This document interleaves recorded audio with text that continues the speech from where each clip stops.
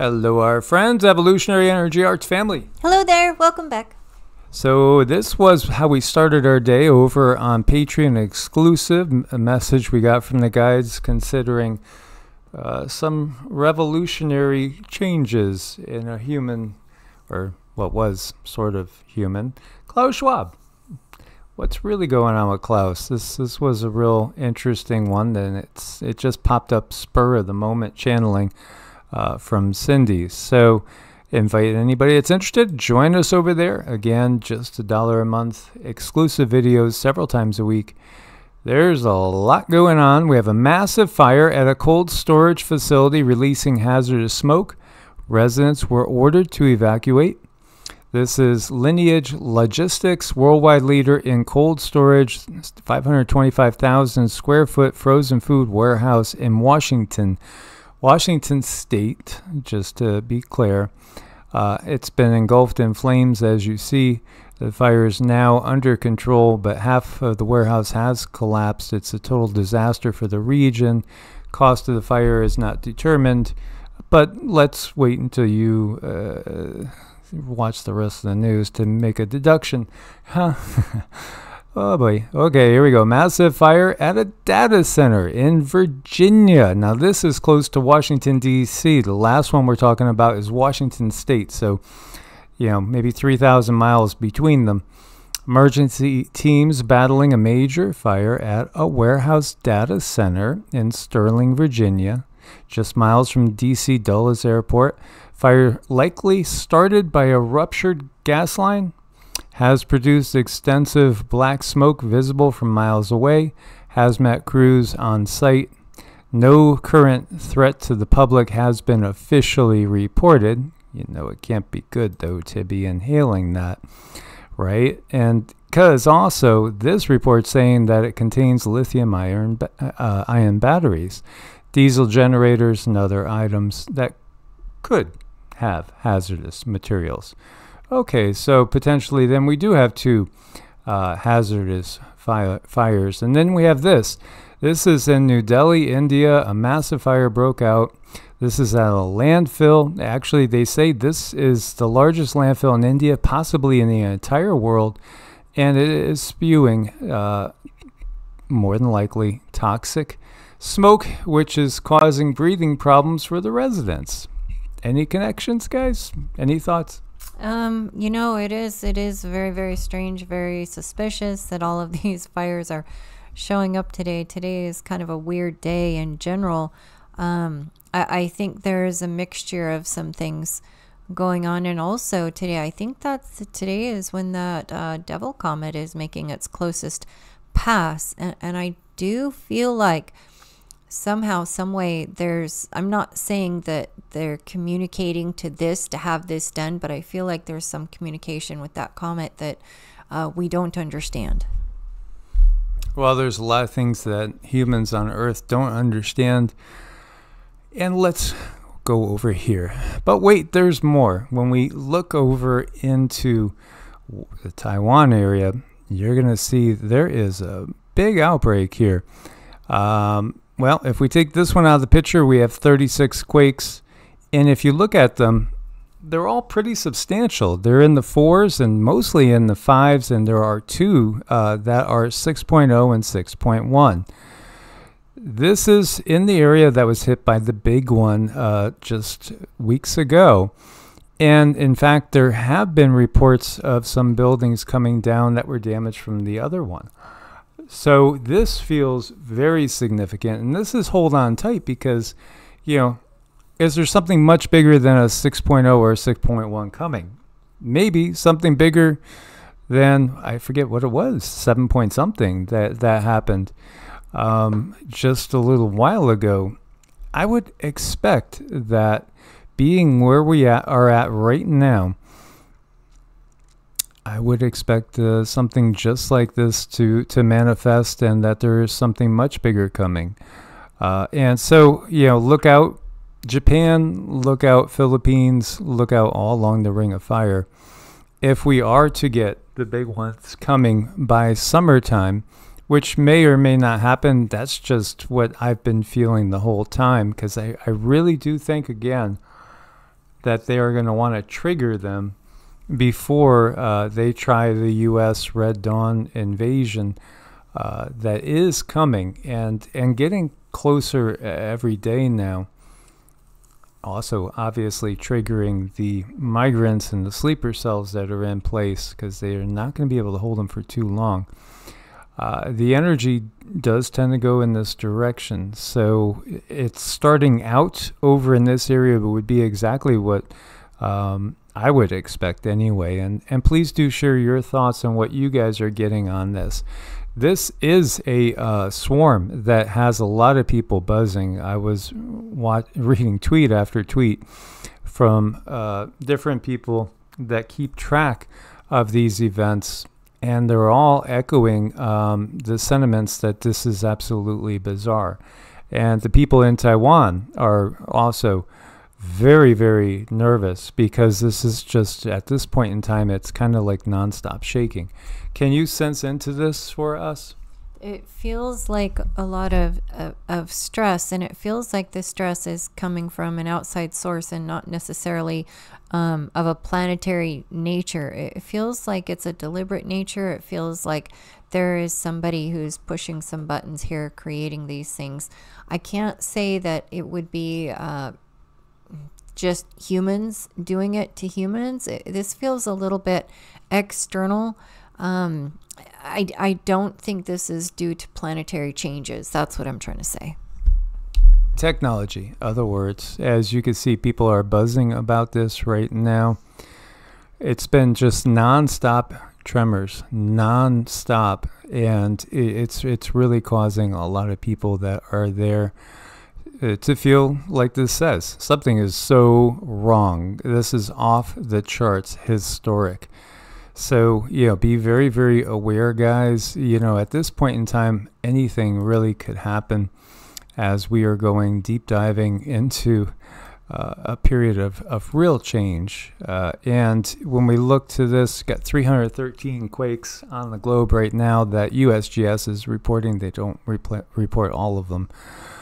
We can see there's a lot of activity up in Alaska, activity up through the greater Yellowstone area, but we don't really expect Yellowstone to go. We certainly hope that's not the case, as that could be worse than all three of the big ones going at the same time. Ohio over here, Walbridge, Ohio, 8.9 kilometers deep, 2.3 small, but still it's curious to watch these small but significant ones. And there's still a couple over here in New Jersey, a 1.5 and a 0.7, 6.6 and 6.7 kilometers deep. It hasn't stopped. They're still shaking over there, and there was one up in Maine earlier. I believe we reported on that. There's swarming going on over in the geysers in California. As you can see, California is pretty busy, so is parts of Nevada. Just hang on tight and have a plan. Now, this is that reassuring sight of seeing United Nations military vehicles filled with troops cruising down the M50 motorway. Yeah, and the interesting thing is there's a bunch of people that are commenting on this, because usually you'll see a little clip and saying, "This is a training exercise from 2019," or something will come out like that. But no, there's a bunch of people that have seen this and say, wait, what the bleep is really going on here? This feels very, very weird, very, very ominous. The UN? Well, remember, the migrants and that whole migrant situation is a UN situation. The UN is, directly or indirectly responsible for the situation in Ukraine and in Israel in so many ways. As we have the creation of both of those entities, which are leading us into WW3, which is again part of the controller's plan. Cindy was feeling there's something going on here. I mean, the energy that I'm picking up is there's some kind of an escort. There's some type of purpose for all of these to be here. They're moving something. There can be absolutely no trouble with this thing, whatever is being moved. You know, I really don't want to say what it is, because it's really concerning me. So we'll just keep an eye on this. Hopefully it's something that's simply going to die down, and they're not moving something to another location to actually use it. And we have Russia and China agreeing to cut pretty much all U.S. dollars from any sort of mutual trade.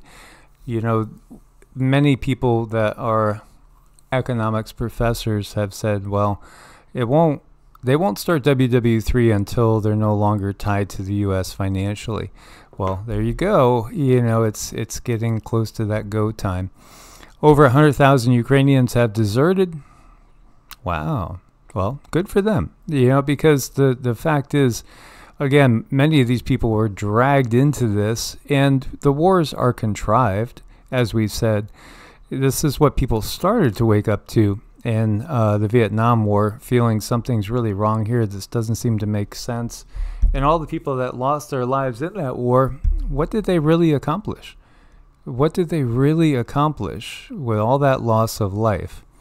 Well, you know, they got to try out their weather warfare, Operation Popeye. They flooded whole villages away, so you know, they got to try the geoengineering thing, see how that was going to work for them, and they did. And you know, this is part of the big reveal.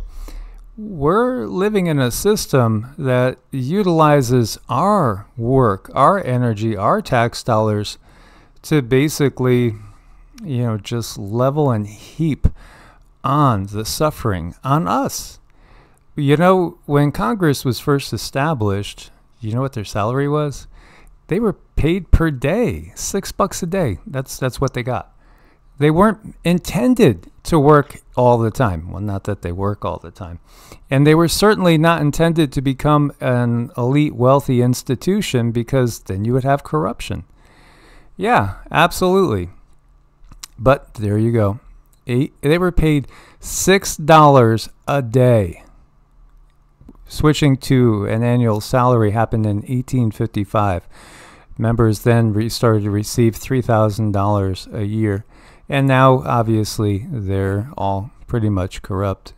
You know, point out a good one, and you'll find some corruption somewhere. You'll also find a lot of clues to the fact that we've had very advanced civilizations on the planet. This looks like a door out of Star Wars, doesn't it? It looks like a door out of Star Wars. Where's this? This is in Cusco, Peru. Huh. Intricately angled drill holes in stone walls dating back only 500 years? That's the interesting part too. Wait a minute, only 500 years? How often do these resets happen? Oh, I don't know. They must have had some pretty good and very high quality chisels and hammers here. Yeah. There's a bridge for sale in Brooklyn. It's going cheap. Better get it now. In 1688, this map shows cities in what's now the Sahara Desert and rivers in the Sahara Desert. 1688. So when did that huge catastrophe happen that wiped out the eye of the Sahara area and created nothing but sand all throughout this area, wiped out everything? When did that really happen? It wasn't back in the Younger Dryas. It wasn't, 12,000 years ago. This is part of the distortion. So it's like as we awaken, we start to discover things like repetitive cycles of massive destruction and, start to think, well, every 12,000 years, things get wiped out. Well, maybe it's not every 12,000. Maybe it's every 6,000 years. There's smaller ones every 6, but every 12 there's a real big one.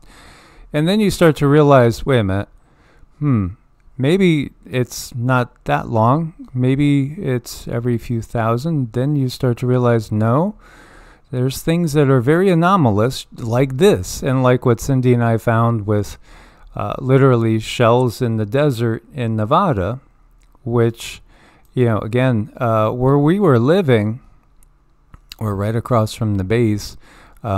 This base we had a nice little spot right over here. And yeah, over here on the valley, you know, on the border of Death Valley, we found clamshells. I found a giant tooth too. One giant tooth that was just enormous. But we've found sponges. We found all sorts. We found coral. And you know what? It was not thousands of years old. If you told me it was 200 years old, okay, I'll buy that. You know, it's been there dried out for 200 years, maybe 3.